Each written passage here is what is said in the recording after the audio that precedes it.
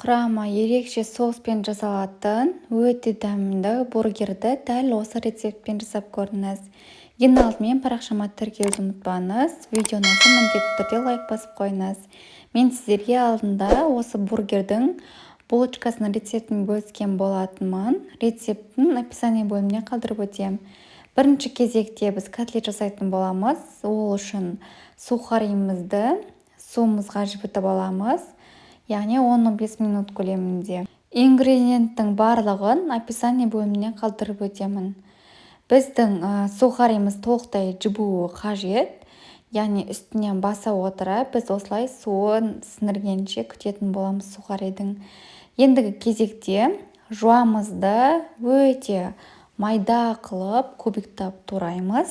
Котлетімізге қажетті заттар тартылған ет, жібітілген сухарий және де пияз қажет болады. Осы заттардың барлығын бір ыдысқа, яғни табамызға кезекпен-кезек саламыз. Ең алдымен фаршымыз бен сухарийімізді салып, қолымызбен әбден мұжамыз.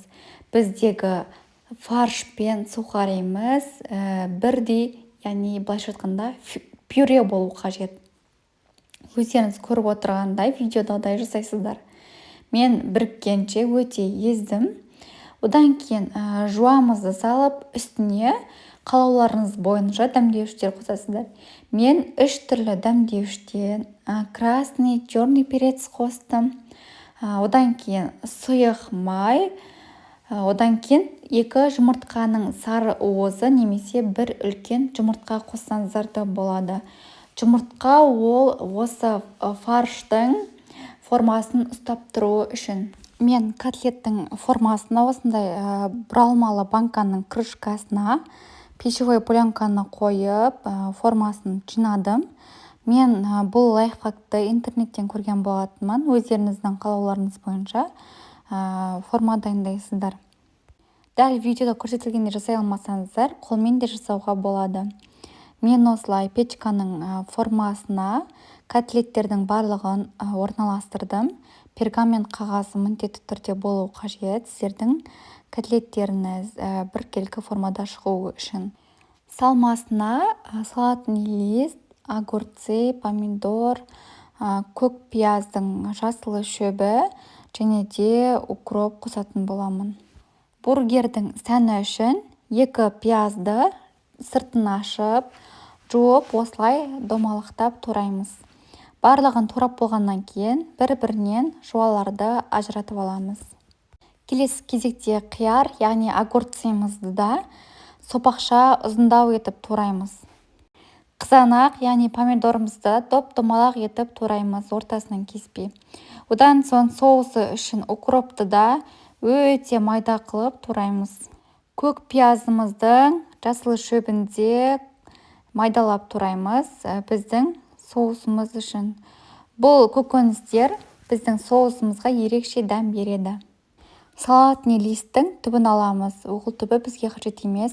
Біздің көкөністеріміз туралып дайындалды, яғни бұл салмасы үшін.